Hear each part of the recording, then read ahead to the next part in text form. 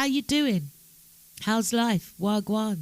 It feels like we haven't spoken in a very, very long time. It really does. Where have I been? DJ LP has been off having a life up and down hill and gully rider. That and so much more. I trust that you are well. I trust that you are happy, that your family are thriving, that your life is good, that you have what you need and that which you would also like as well. I trust that your work is good, that your life is good, that your socials are good, that your spirituals are good, and that your emotions are cool and calm at the moment. Yes, we are living in a time when our vibrations and our energies are just about close to breaking point. There is so much that's going on in the world, and indeed, some people could probably say that this is indeed times of Armageddon. I don't know how you're viewing it. Are you just trying to battle to stay around? Batten down your hatches, strengthen yourselves, and just, put on the armor that sees you through every day. Remember, my brothers and sisters, Anna Nutton, we've been through so much. And whilst my shows are geared to everybody who is listening, and I thank you for listening, and I do not seek to take your listening ears for granted. However, I, DJ LP, am a melanated person. So when I'm speaking, my shows are always primarily geared to those who look like me. And in a world where I've grown up, where shows are predominantly geared to people who don't look like me, I think this is a small thing for me to be doing. Yeah? Just trying to connect and uplift and build my people. But at the end of the day, when we arise, when we are doing good, when we are strong, when we are off the starting point, yeah, that's when everybody also benefits, because we are the creators, we are the originals. But I wanted to talk today about our identity. And the question that I'm going to ask is, are you void of identity? Which means, do you have an identity? Do you know who you are, where you're coming from, in order to know where you're going to? And do you have an identity that can be easily identified by other people? When people look at you, what is the first thing they think of? Well, let's go back to that question. Are you void of identity? So what is a void? A void is open, it's a space, it's exposed, it's easily captivated, it's open to manipulation. So just think of that, yeah? A void is something that is open, it's exposed, you can see it. It's easily captivated, it's easily manipulated, it's formless, it's shapeless, it's a void. I've been doing some work of a spiritual nature, and recently it was unveiled or revealed to me that approximately 93% of melanated people are void of identity. Void of identity means nothingness, blank. Approximately 93% of melanated people are void of identity. What does that mean? Because we know who we are. We laugh, we joke, we dance, we have fun, we're great. We are a great and wonderful people. But our identity has been stolen. We don't have a history. We have been shape-shifting, you could say, from identity to identity, based on whoever is controlling us. This means that we are vulnerable to being easily swayed, easily bound, easily captured, easy prey. We are susceptible. If you don't have an identity, you will fall for anything. An example of being susceptible can be found within religions. Now, I'm not really into bashing religions. I don't see the need to. But within these religions, we cleave to identities. But those identities are not our history. It's not our identity. It's not our culture. It's not even our religion. It's what we've been taught to believe. What we've been told is the truth. So we become clones in order to feel secure. And we sacrifice ourselves in order to fit in. And we want to be a part of something. We want to dull that urge for belonging. So we become chameleons. We adapt. We take on other people's identities because we have no identity of our own. We carry their names. We wear their clothes. We read their books. And we speak their languages. We act according to their type within the restrictions that are set by them. Okay. So, wow. What I've just said there is deep. And I don't know whether you were expecting all that today. What can I say? My intention was to come on here today and just play the music. But downloads are coming. Not only for me, but for more and more people throughout the earth. So you can expect to hear more revelatory type conversations. My intention would be just to play the music, whereas before I've been talking. But you know, what needs to be said will be said. It will be said. And it will be taken in by those with the eyes to see and the ears to hear. And if you don't have that, then it's okay. This is a 24-hour radio station. You can listen to any other DJ at any other time, but you are listening to DJ LP on Passion Radio. So let's talk a little bit more about this identity, okay? I'm going to make a really bold statement, and many people might not like it, may make them feel a bit uncomfortable, okay? And the statement is this: there is no authenticity in Africa. It was colonized. There is no authenticity in Africa. It was colonized.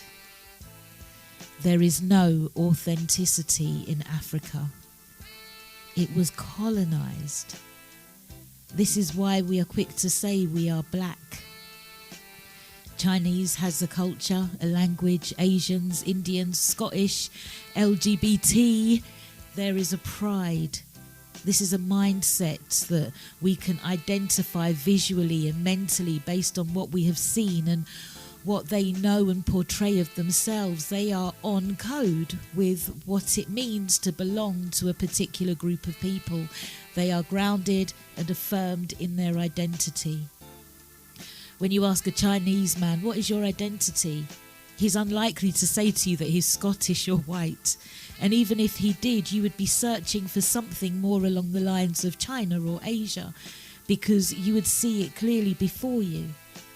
Does he really need to explain himself?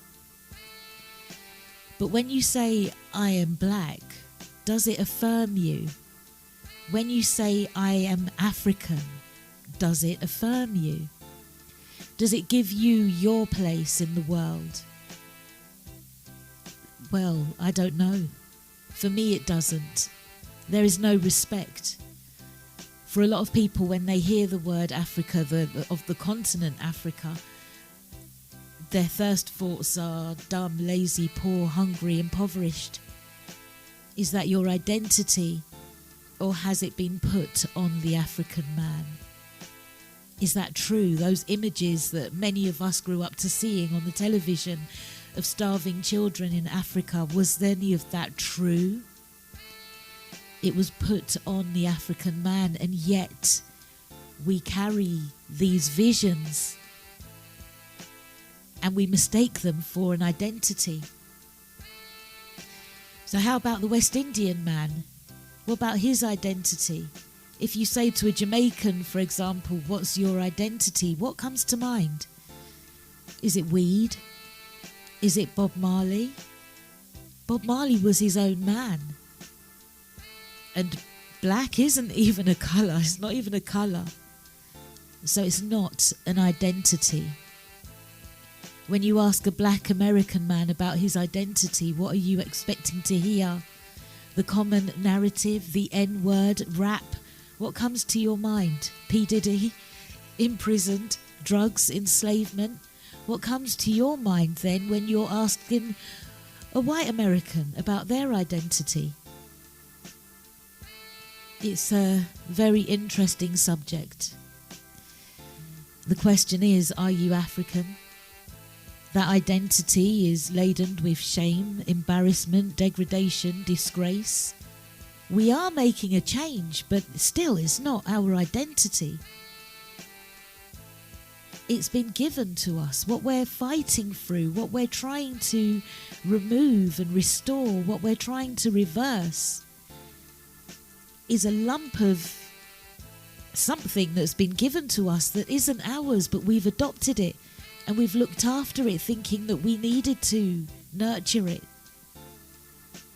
So when we say that the melanated are void of identity, we're talking about a detrimental void that has been forged through relentless, disparaging traumatization.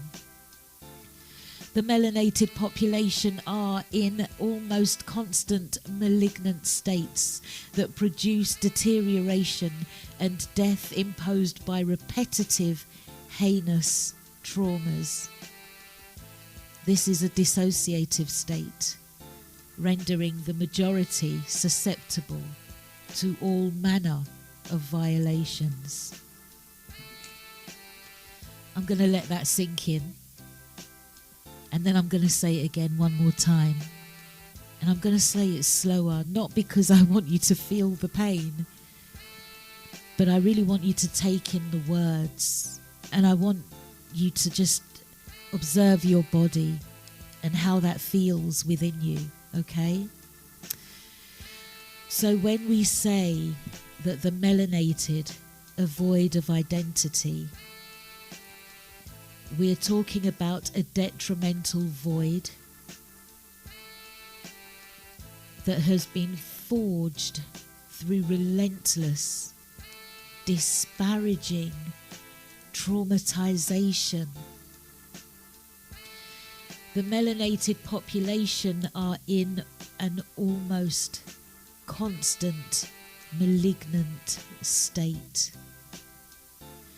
that produces deterioration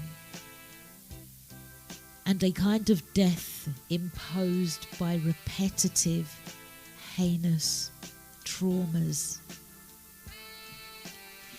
This almost constant malignant state is a dissociative state, rendering the majority susceptible to all manner of violations. It's deep. It's deep. How did you feel that? How did you receive that? Where did you hear it? Where did it hit you? When you look in the face of somebody who looks like you, what do you see? What identity do you associate with your brothers and sisters? Those are the images, the identity that has been programmed into us and into the, how the world identifies us. But it's not your identity. It's a label. It's a sticker. It's a stereotype. It's not your true identity. It's not our legacy. It's not our history. What we were born into. And because we are void of identity, we cling onto others' identities in order to give ourselves some sure footing. That we are as lost as the next black person. Because we have experienced a detrimental void that has been forged. You know, when you're forging something, it takes effort, you know. When you're forging something, it takes effort to get it right. And we have witnessed relentless, disparaging traumatizations, repetitive, heinous traumas, which has led us to forgetting who we are.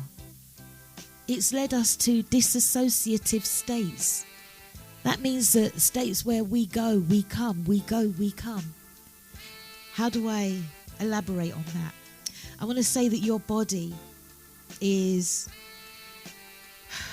a machine, as I say often. It's a piece of tech. It's a very high value piece of tech. You've got the melanin component in there that sort of increases the value. But let's say that your body is a container and you're going to put a tennis ball into this container. Yeah? And that tennis ball is your identity, your essence, your truth, your authenticity. Let's take it out.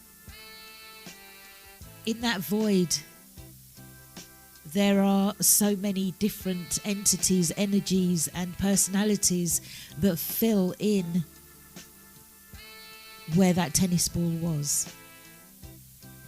And so we are susceptible to all manner of violations because we are open like beacons. And we can be used for anybody's better purposes. And because of that, there will be many of us that will put our controllers' needs ahead of us because we are lost. And I am talking about the majority of people who identify as black. I do believe at the beginning of the show, I said that approximately 93% of melanated people are void of identity. Yeah, I said that. Even if they live in a mansion, even if they drive a flash car, even if they wear fancy jewellery or have beautiful, luscious hair that's been brought, you know, these are all status symbols. They're not the identity of a man. We are puppeting the identity of somebody else. We have a massive gap in our identity. So who are you? Who do you identify with? What do you identify as? Is it yours? Is it your people's? Is it authentic? Is it your legacy? Does it affirm you? Does it ground you? Does it root you? How do you know if it roots you? You have a place in the world, you have respect, you have a legacy. The Chinese have a legacy, the Indians, the whites do. Do you, as a black person, are we respected as people, as black men and women? I say black like that because the word, I don't know. And one individual black man in a certain arena, you know, whether it be sports, whether it be in government, whether it be, politics or media, is he respected? As a puppet, he performs very well, but is he respected? As a puppet, he can represent in music and sports. He can represent the legal system as a puppet, but his identity is cloned. It is not authentic. It is not your historical identity. This makes you void of identity. It makes you vulnerable, makes you susceptible. You do not have your own mind. You might as well be a child. And the wickedest thing is that we're completely oblivious to it. Completely. And generations of us have been void of identity. Willie Lynch whether that letter was real or not, spoke about how to break the black man. It was written down. It was documented. This is what you do. You take the bullwhip to that black woman. He didn't even have the decency to refer to us as a woman half the time. And so we think it's our identity when we're referring to each other as female dogs and gardening tools. There is no identity that gets real, genuine respect. And so the majority of us are void of identity. Yes, we had slaves and hierarchies and wars and tribes, and we had an identity. And we passed it on in stories. But they burned our libraries, they took our people, they took the best, the kings and queens.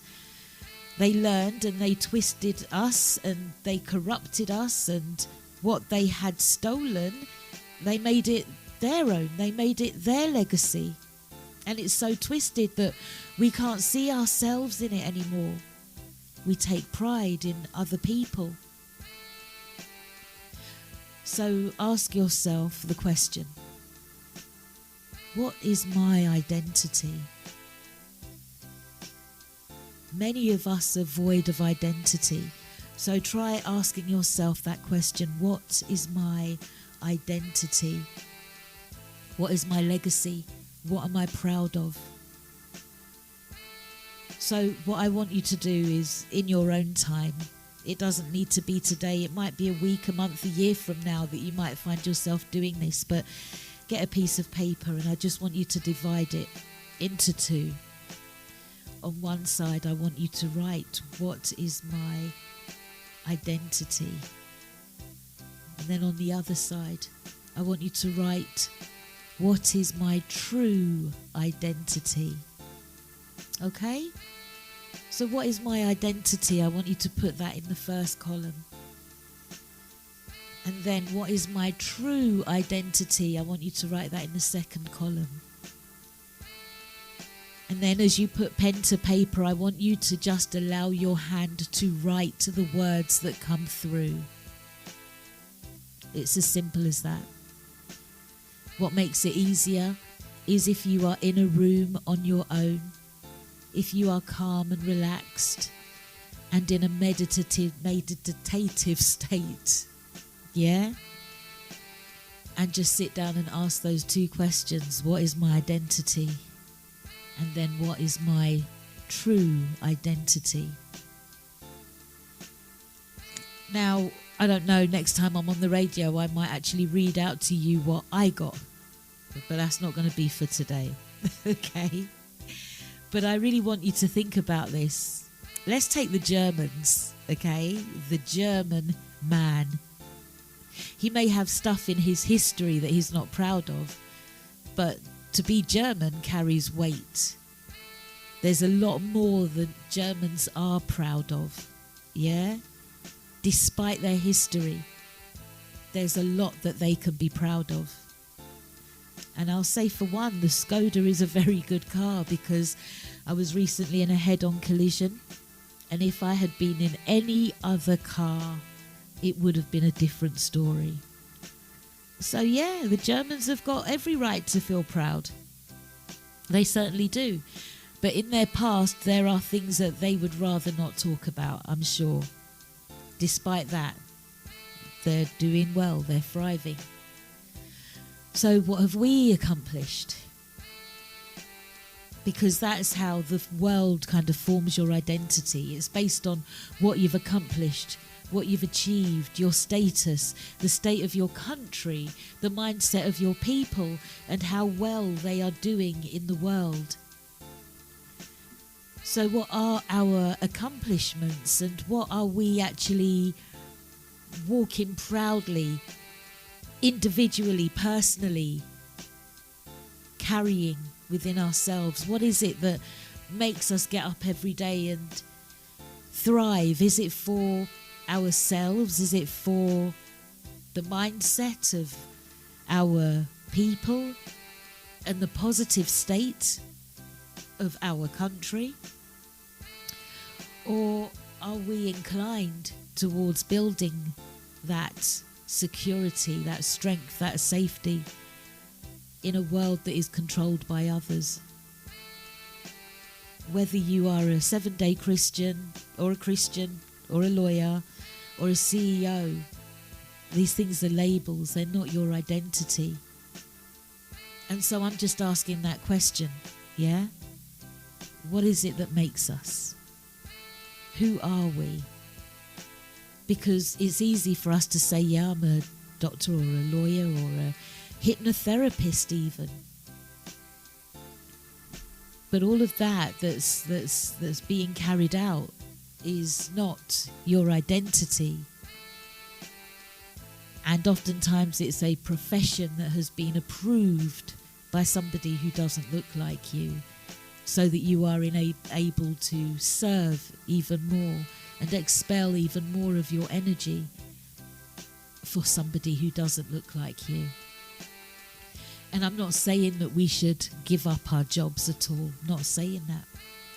I'm saying that we live in this world, and no matter where we go in the world, we are going to encounter the same. So what we need to do is figure out what our identity is. And in the second hour, I will be going deeper into how we break free and find our identity. Not in a rebellious way. We can actually serve two masters. We've been doing it for the longest time. But why don't we do it consciously as opposed to subconsciously? And in doing it, we break down some of those stereotypical beliefs that we are dumb, lazy, poor, hungry, or impoverished. When you go over to the continent, then you see that there's none of that. We've been fed images of hatred, images of desperation that have been placed as a wedge to keep us away from our true self. That's what's happened to us. And still we smile, and still we get up and we carry on and we work and we live. And the only reason why we can do that is because we are oblivious to the depth of trauma that we have experienced as peoples, as individuals, as families, as communities. We are oblivious to it. And maybe it's for our own good that we're oblivious to it. Maybe it's for the good of the oppressor. But times are changing. Whether we like them or not, we are living in times of change. Time of awakening, LJ has said on the chat. And she has bun fire, in a nice way, I believe, to the words shape-shifting and chameleons. Because when we're out there trying to please everybody else, that's what we have to do. We have to shape-shift. Otherwise, we can't fit in. And this is, probably one of our superpowers. Shape-shifted. Never thought of it like that before. There are so many things that we do automatically, but we don't recognize that these are actually superpowers. So if you can code switch, if you do so automatically and easily without thinking about it, going from your street voice or your home voice to your speaky spokey voice, you're the only person who's really had to do that. And so you've perfected it to the point where you don't even realize that you're doing it. And then somebody might one day point out to you and say, "Oh, did you notice that's what you did?" "No, I didn't know." Or your kids will say to you, "Why are you talking like that?" "Oh, because I want to please Massa." Chameleons are what we are. We are chameleons. There's not an animal out there that we can't identify with, because we take their super abilities and we use them ourselves. And the reason why we're able to do that is because we are actually so multifaceted. We are so amazing that there is an animal out there that kind of replicates us or shines back to us what our identity is, what our abilities are. Now, I'm not saying that I'm about to go climb upstairs and make a spider's web. That's not going to happen. But oftentimes I find that when I am gaining knowledge, nature shows itself to me. Whether it be a magpie or a ladybird. The other day it was a massive bumblebee that flew into my house and wanted to get out the other side. And that bumblebee signified so much, as it was explained to me that the body is heavier than the wings. And that's why the bumblebee doesn't fly very far or very high, because the wings have to flap that bit harder to keep this bumblebee in the air, because the bumblebee's body is so big, so heavy, it's laden down. And so the message for me on that occasion was to let go of some of the things that are burdening me and holding me down so that I can fly. When you have experiences like that, you can't turn around and say that there is no greater authority. You can't say that nature isn't working with you, because there are reflections of yourself in nature in every facet. Water has touched each and every one of your ancestors, absolutely every single one of them that has walked the earth, has breathed in this air. They've drunk this water. So you can use water to communicate. Air is thought. You can use thought to communicate. And why can you communicate with them so clearly? Because they are within you. So instead of looking outside of yourself for answers, instead of listening to what other people have to say is your truth and your identity, it's time now that we start looking within. I recently had a conversation with Brother Leo Muhammad, and we were talking about reparations. And in that conversation, he explained that we are not ready to receive reparations, because we have to do the work on ourselves. We have to do the internal work. It's very, very important. Because as our DNA starts to open up, as we start to receive revelations about who we are, downloads like of the nature of this that I'm telling you, that I'm sharing with you today, the more this stuff comes in, the more stronger we're going to have to be able to hold it and share it without shame, without fear, without worry. Now, as I've said, this show is geared to anybody who's listening. I really don't care what colour you are, what age you are, who you are. I don't really. That's not my business. But what matters is that you take what you need and you share it with somebody, whether they're close to you or not, and just leave the rest. Yeah? Primarily, I'm talking to people who look like me. I'm talking to people who have had the same experience as me. I'm talking to their ancestors who were taken from the continent and shipped over to the various countries to endure the labours and the abuses that they experienced. Those are the people that I'm primarily talking to, because I can identify with them before I can identify with anybody else. And so in order for me to stop putting other people first, I have to put myself first. And if I'm putting myself first, then I'm putting first those people that look like me. Because we are from that same drop of essence that originates with Source, that came to Earth to explore so that it might know itself better. That's all. That's all I'm doing. It may sound deep, but it's not. To have this conversation with you here today, you and me, that's perhaps my only purpose.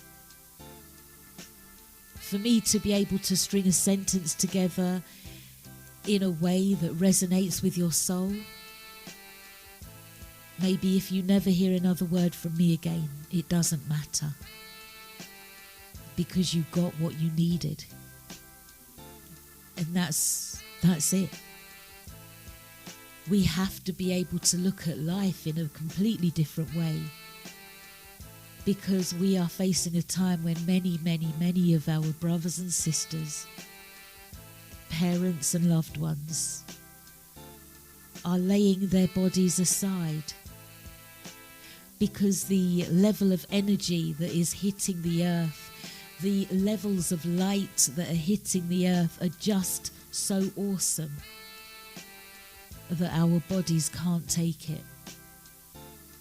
And so those dis-eases that we refer to in the negative are perhaps doors through which people can walk to, I don't know, make their exit in a dignified state. You know, the enemy then is the door that opened. But what if that enemy is actually the gift that says, you know what, the light that's coming is too strong. So I'm going to let you exit through this door. Let's patch you up. And then you can come back when you feel a bit stronger. And when you do feel stronger, you will find that humanity has moved on to such a degree, such an extent that when you hit Earth again, and you're back in the streets and back in the trenches, there's going to be so much light and love for you, my darling. It won't be the tired and hard enduring world that you lived in prior to April 2024. How interesting. So we have this year so many eclipses to look forward to. There are planets that are going to be in alignments that they haven't been in for hundreds of years, 70 odd years in some cases. There's going to be energies that are hitting the earth that are going to cause us to behave perhaps in erratic ways. If you are around somebody who is behaving erratically, please remember that we are all in a traumatized state. But for those of us who are of the diaspora, this is a particularly hard state to be bearing. It's not easy, although we make it look easy. We dance and we sing and we continue and we smile and we lift ourselves up and we keep it going. But we are under such a heavy load. And we are void of identity. This is a detrimental void that has been forged upon us through relentless, disparaging traumatization. It's been carried down through our DNA. It's been carried down through our history, our authentic history, not that which we have been taught to believe as our history, which also is filled with traumatization and devaluation and degradation and murder and abuse. We've claimed it. It's been written. So we believe it to be true. The melanated state is in an almost constant malignant state. We pass it on to our children by very virtue of just giving birth to them. They take in everything from the womb, the state of the mother, her emotional state, her mental state, her levels of happiness in society. We take it all in. And that forges the life that we're going to live, the decisions that we're going to make and how we're going to make them. But still we're void of identity. We don't know who we are. Our parents didn't know who they were, grandparents, and so it goes back because we lost our authenticity. So, as I've said, in the second hour, we will be talking about how we break free and find our identity. I had to first break it down so that we know exactly what it means to be void of identity. Okay? But ultimately, forever, you are one of the sweetest things. This is Sister LP representing for PassionRadioUK.com. Yeah. I want to say thank you so much for joining me. Whoever you are, wherever you are, you're good. You're right. You don't need to do anything or be any more than you already are. I, DJ LP, am letting you know, just in case you didn't know, that you are perfect just as you are. You're good. All right? You're good. I just hope that you can see for yourself how great you are and how wonderful you are and how much you're needed, because you are. We need you. We would be incomplete without you. And there's no way that we can be incomplete. So we need you just as you are. Okay? But in the first hour, we were talking about our identity. And I explained that approximately 93% of melanated people are void of identity. What does that mean, to be void of identity? You know, when I heard the expression, I'll be honest with you, I didn't really like it. Because I like to think that I know who I am and what my identity is. And, you know, I'm good. Or maybe I think I'm good with that.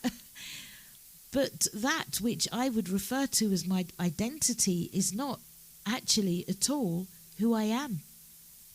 It has no meaning. It bears no meaning on the reality of my truth self. The sad thing is that I don't know who or what my true self is. And the reason why is because I have been given identities under which I am supposed to flourish, survive, and grow. But those identities are not of me. And so I spend my time acting in many times, I suppose, as a chameleon, adjusting myself so that I can fit in with those needs that I perceive to be my responsibility to fulfill, those voids that I perceive as my responsibility to fill, whether or not I am comfortable, whether or not I am happy, whether or not I am being true to myself. That's quite deep, brothers and sisters. It is really deep. I've been talking about the shape-shifting, and I've been talking about how we then are chameleons, adapting, taking on other people's identities because we have no identity of our own. fair enough, we may be able to jump really high and run really far and sing the best tunes and live in mansions and you know, have the best, do the best, have the greatest watch and the greatest pair of shoes that cost a lot of money and make a lot of people feel worthy. But again, is it our identity? It's not. Oftentimes it's possessions that make us feel that we are worthy. Sometimes it's, possessions and how other people perceive you that makes you feel as if you're worth something.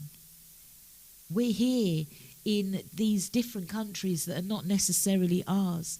And even if we were on the continent, back home, wherever that is, we still carry their names, we still wear their clothes, we read their books, we speak in their languages, and we write using their alphabet. We act according to their type within the restrictions that are set by them. So many people have the ability to feel proud when their visual represents where they're from. Do you get what I'm saying? When the vision of them that you see before you, their hue, their eyes, their nose, their complexion, everything takes on that from their country. But for a people who are void of identity, do we even associate the continent as being home? For those who are of the diaspora, whose ascendants, whose ancestors were traded, the answer may not be the same as somebody who never left the continent or had the privilege of growing up and living there. And I say privilege because out of those rose-tinted coloured glasses, everybody thinks that the grass is greener on the other side, even if we have been given images that have made us believe that we ourselves were on that green, luscious green grass. So in this hour, we will be discussing how we break free and find our identity. It can't all be doom and gloom. Yes, we are void of identity, but that doesn't mean that we have to stay that way. We have to go in. We need to unfold and turn ourselves inside out by asking questions. Sounds painful, doesn't it? It is painful. It's painful and uncomfortable, but it is so very, very necessary. Instead of reaching your arms out to a God in the sky, instead of looking up and pleading with those blue skies to have mercy upon your soul, instead of looking outside at the man who speaks with authority for your next directions, instead of looking at the traffic light to turn from red to green, how about we go in? How about we seek out our own individual, personal, private, and unique navigation system? How about we tap into those voices, those intuitions, those feelings within the body that make us know whether we're in a good place or whether we need to be in a better place? How about we take that time to go within ourselves and look at that which really troubles us? Because we are Source, and Source wants to explore creation and grow in awareness and knowledge. We have come here to know ourselves. Yes, there is that story of Source being in the darkness and wanting to know itself. And so fragmenting into bits and pieces, and dwelling on this created earth so that Source might know itself better. We are elements of that Source.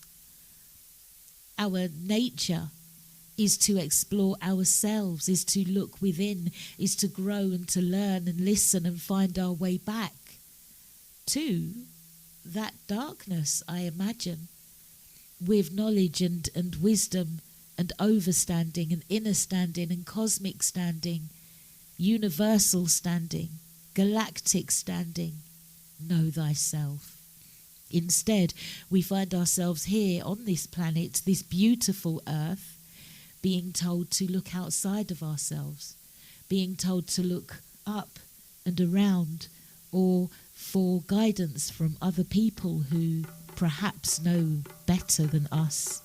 We are told that experts know everything and that science is king. But nothing at all. There's nothing at all outside of us that can actually navigate us better than we can navigate ourselves. So there are a few questions that we might want to start with when we are questioning ourselves. In the first hour, I gave you an exercise, a simple exercise to do. You may have to do it 2 or 3 times in order for you to actually find your rhythm. But I said I just want you to get a piece of paper, and on one side in the left column, once you've folded it in half, I just want you to ask, what is my identity? And then in the second column, on that same piece of paper, on the right-hand side, I want you to ask, what is my true identity? And then allow your hand to write. And there you find the answers to who you are. Other questions you can ask yourself are, what is my identity? What roots me? What is my legacy? Who am I? What am I? What's this all about? What is my purpose? Those are the questions that man has always asked. Who am I? What am I? What am I here for? What's this all about? Gosh. Just put pen to paper and allow your hand to write the answer. The words that flow through you, don't even think about them until you go back to actually read what you've written. You might want to ask yourself, who, where, or what do I identify with? Is any of this my truth? And to that answer, you should get a resounding no. I'd like to hear what you get. Is any of this my truth? Is any of this my truth? This life that I am living, the car that I'm driving, the house that I'm living in, the people that I'm associating with, the work that I am doing, is any of this my truth? When I look at the governments and the political system and the amount of upheaval there is in the world with wars and disasters and pestilences in one place after another, when you look on social media and you see Beyonce riding a white horse and a pale horse and a black horse and a red horse, is this my truth? Are those the 4 horses of the apocalypse? Is she trying to tell us something? Is any of this my truth? The answer would be no, because you are void of identity. That which we live in is an illusion. It has been created, and guess what, my darling sweet brothers and sisters? It's all crumbling. It's all falling apart right in front of us. And in order to harness your energy and take all that it can from you, this system would love for you to really fully embrace it and go down with these sinking ships. And as long as you're looking outside of yourself, that's what you can expect to happen. Because everybody and everything that you need is within. It's within. So, literally asking yourself these questions and really meditating on the answers. What is my identity? What roots me? What is my legacy? Who am I? What am I? What am I about? What is my purpose? Who, where, what do I identify with? Is any of this my truth? You know, if we had 100 people doing the work of following the guidance that they receive from within, those 100 people would create ripples out through the collective. Each 100 people energetically frees 100,000 people. Let me say that to you again. 100 people doing the work of following the guidance from within creates a ripple that goes out through the collective. Each 100 people energetically frees 100,000 people. By following the guidance from within, freedom comes from within. This means trusting and following the personal guidance provided to you, your highest teams and guides, loving, wise and well ancestors. Look inside, as opposed to looking through books and seeking clairvoyance and so-called experts. And I want to really draw your attention. When I say your ancestors, especially those of you of the diaspora, when I talk to you about your ancestors, I'm talking about the white ones just as well as the black ones, because they played their part and they live within you. Whether they were positive or negative people, they played their part and they continue to do so.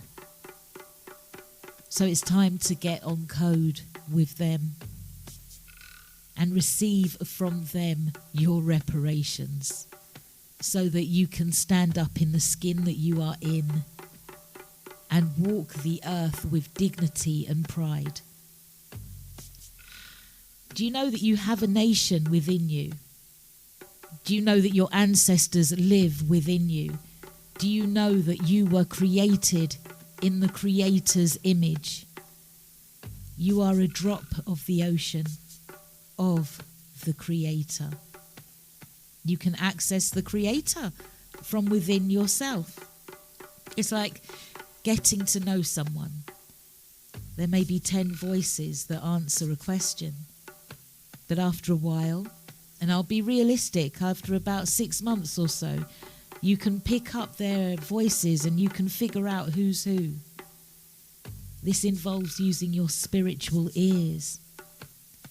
And who's ever spoken to you about your spiritual ears or your spiritual eyes that see and hear so much? Do you ever ask that question in your own mind? Any question. What am I going to have for lunch? I'm going to have a bacon sandwich. No, you're not. You know it's not good for you. But I fancy bacon sandwich. No, I don't want to have a bacon sandwich because I know that intrinsically it's damaging my body. Have you ever had one of those conversations within yourself? It may not be pig related. Or it may be pig related, yeah? But you have one voice that says to you, yeah, go on, do it. You deserve it. You deserve that slice of cake. And then you have another voice that says to you, nah, I don't want it. Don't have it. Okay, I want it, but I'm not going to have it. I'm going to control myself. I'm going to restrict myself because I know that in the long run, I'll be better off. You may think that you are thinking, but the two different answers come from two different opinions that are held within you. Take some time to figure out those two different opinions, because those two different opinions are two different personas that exist within you, two different personalities, two different elements that exist as you do within your avatar, which is your computer, which is your internet, your superhighway, which is your galaxy, it's your universe, it's your cosmos. This, your avatar, your body, is so much bigger than you can ever know. And the best way to find out just how big it is to explore it. Just as Source is here on earth, seeking to know thyself. So people say, go in, but nobody ever tells you how to go in. How do you go in? And when you go in, how do you know what you're looking for? And how do you recognize the different voices that are within you? You can ask for a specific sign. If you're not clear, you can ask for physical taps, sneezes, or a sensation, a twinge, or a knowing. It's about connecting with the voices. It's about looking at where they sit within your body.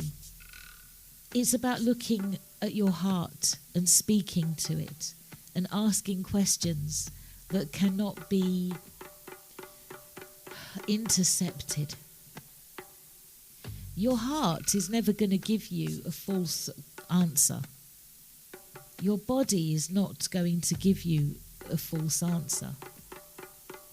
But you do have to identify who you are speaking to. Because just as your UK government and your Russian government and your American government put forth a face and a voice, there is so much more that's going on behind the scenes that you are unaware of. And there's a fight for survival, let's say. There is a need to stay alive within this avatar. And so sometimes the motivations to the answers that you're asking might not be in alignment with your true desire, your true wanting, your true need. Which is perhaps why you will get the answer, yes, go and have that big slice of cake. With all honesty, the person who says that to you completely believes it's the right thing. And why might they believe that it's the right thing? Because they need that comfort. They need that stodge. They need that release. They need the comfort. They need the hug that a slice of cake gives them. Each voice that you hear has to be heard. Not all the voices are interested in your higher good. So we're looking for our guiding voices. Those voices that keep us on the straight and narrow. And I'm just going to go over to LJ in the chat who says, Ramadan is my current example.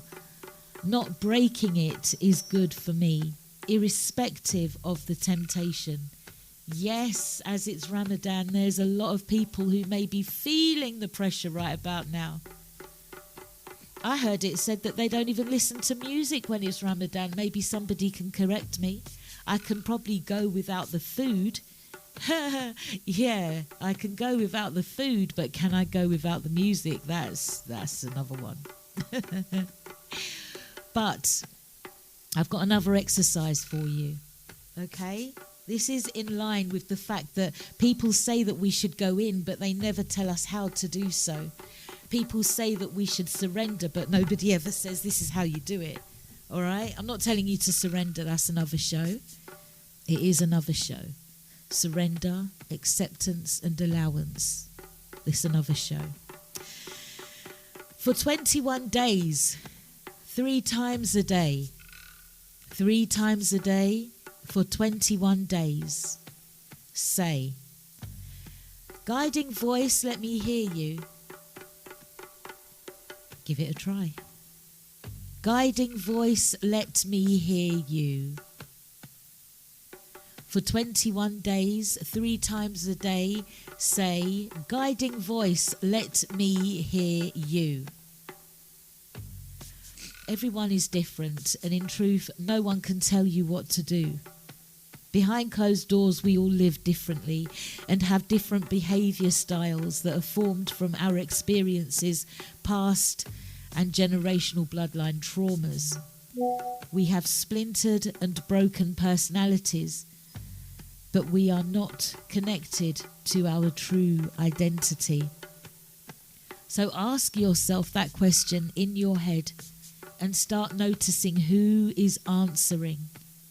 How many answers do you get, and are they in agreement? Guiding voice, let me hear you. You ask that question, you make that statement for 21 days, 3 times a day. And then let's discuss. Know thyself. So no one tells you how to do that. Knowing comes from experience. So until you've experienced yourself, what do you know? Imagine yourself free from trauma, programming, fear, labels and stereotypes. Just for a moment. Imagine yourself free from trauma, programming, fear, labels and stereotypes. You are a completely different person, but who are you? Who are you without the trauma? Who are you without the programming? Who are you without the fear and the labels and the stereotypes? And are you going to carry them all around with you for the rest of your life? Because you don't have to. You don't have to. You can step out of the void. You can. Okay, so let's look at it this way.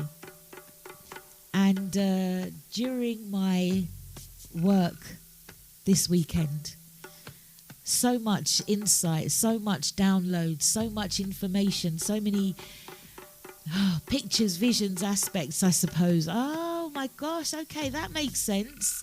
Came to me through things that I've seen or read and heard about in the media and in the world. At one point, it was put to me that I am severed. You are severed. Oh, severed. That's interesting. Have you watched the series Severed? If you've watched it, I'd say go and watch it again. If you've watched it, you're going to say to me, yes, DJ LP, and it is absolutely fantastic on levels I can't even describe. Oh my gosh, how mind-blowing is the series Severed. If you've never watched it, then I would say if you want your mind to be blown, go down and watch Severed. Might be a bit strange to you at first, but when you get to the end and you look back on the thing and it's like, oh, wow. It's a bit like Handmaid's Tale. How many of you are watching that? Handmaid's Tale is amazing. But we see these programs as entertainment. They're not entertainment. These are documentaries. These are guides. You see, those that seek to control us, they have to tell us what they're doing. They have to tell us who we are. They have to tell us what's really going on. Because otherwise karma will catch up with them. And as long as they're telling us and we're buying it up and we're lapping it up and we're wanting more, they are telling us more and more what they plan to do to us and how they plan to get us and how they have weaved us into these illusory worlds thus far. So, like with Handmaid's Tale, Severed has leading characters. But what I've come to realise is that it's not perhaps the leading characters that we need to look at.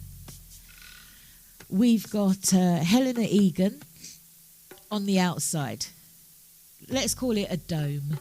It's not, it's a building, but I'm going to call it a dome for this reason. Did you ever watch the Simpsons film? Well, within the Simpsons, in the movie, they were all living under a dome. Yeah? And there was a different life that was taking place outside the dome as there was on the inside.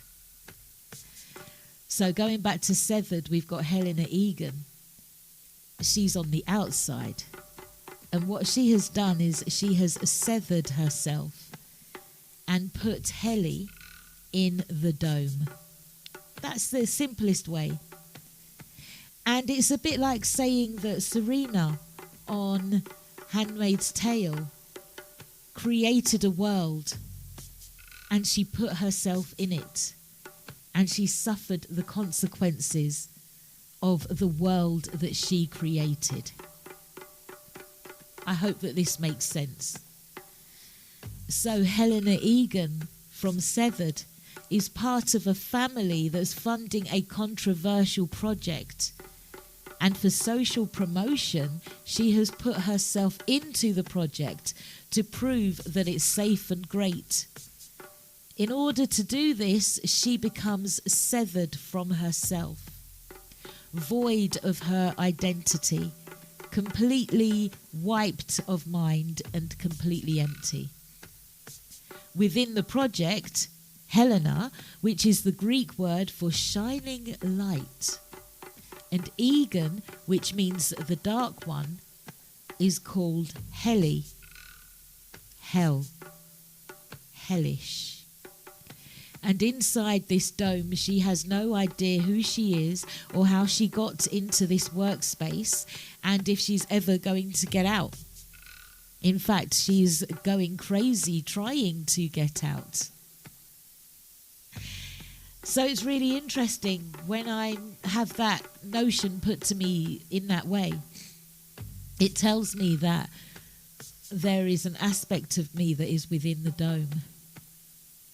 And my authentic self, the self that is free of programming, the self that is free of the identities of others that have been placed upon me, the identity that was given a name and levels to live by through which I was to create my identity, thus indicating whether I'm right or wrong, good or bad. All of that is within the dome, those labels, those statuses, those little things that make us think that we are who we are, that perhaps we're better than the next person or worse than the next person. All of that is within the dome. It's a label, it's a stereotype, it's not your authentic self. Your authentic self is outside of the dome.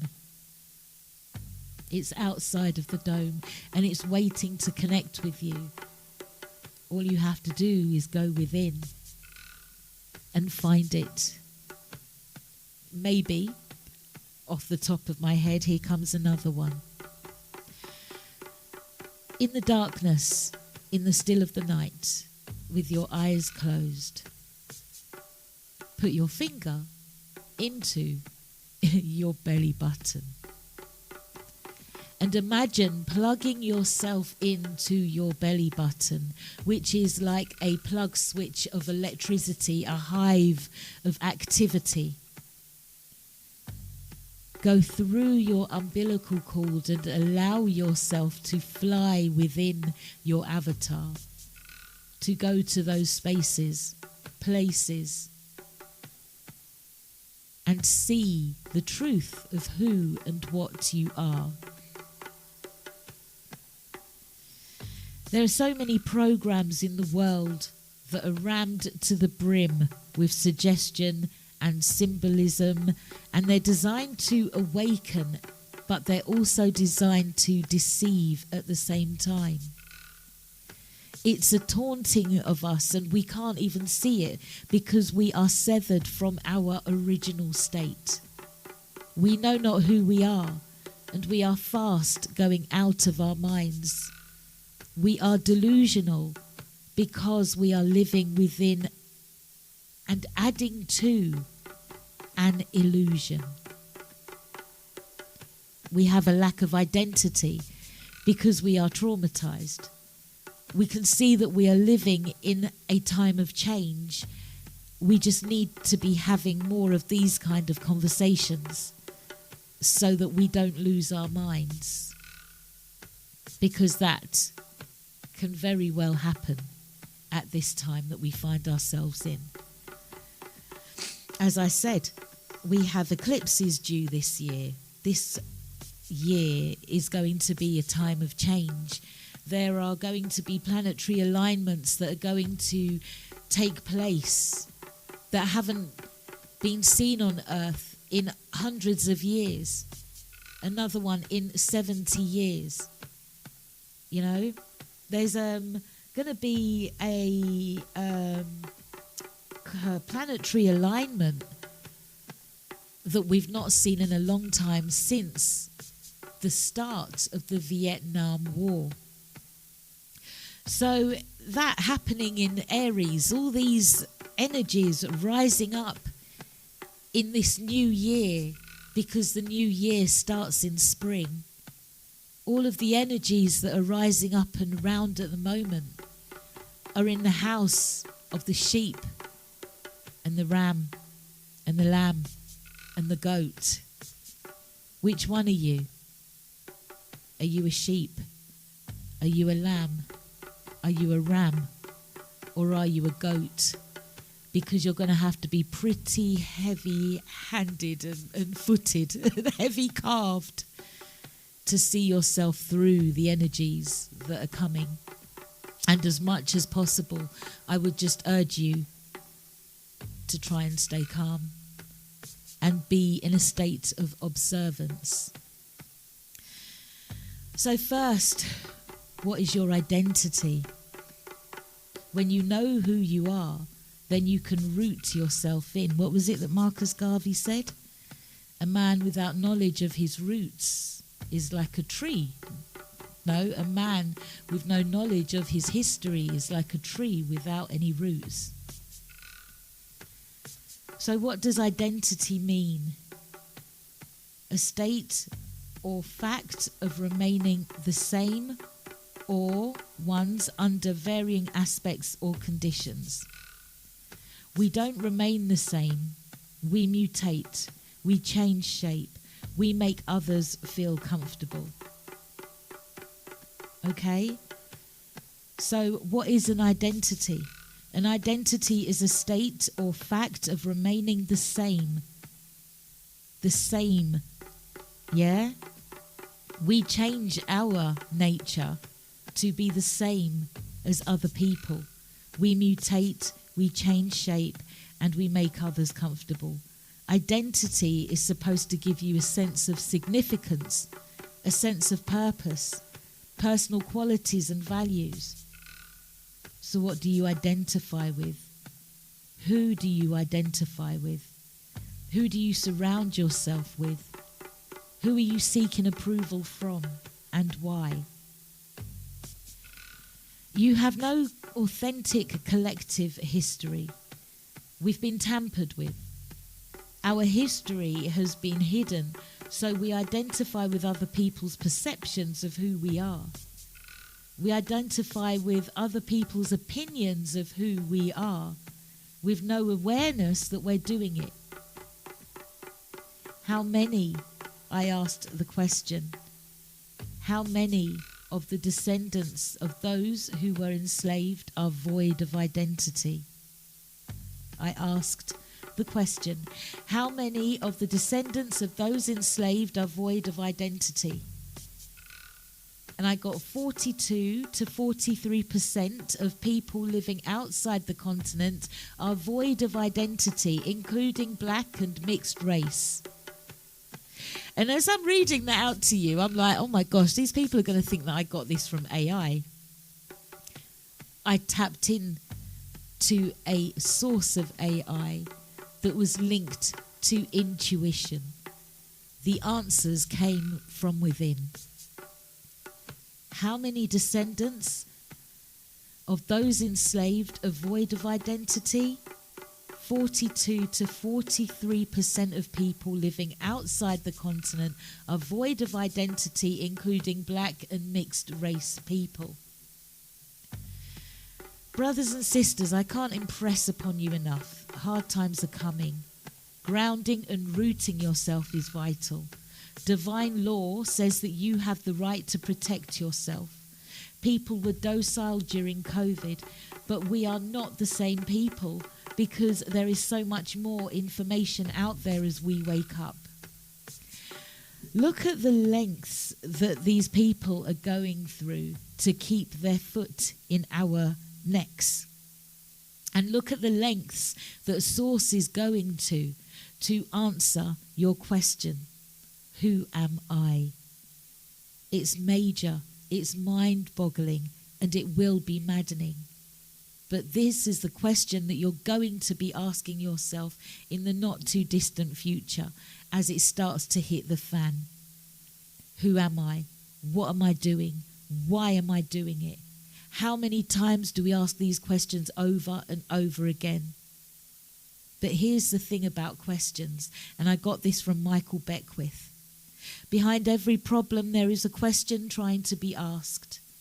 Behind every question there is an answer waiting to be revealed. Behind every answer there is an action trying to be taken. And behind every action there is a way of life trying to be born.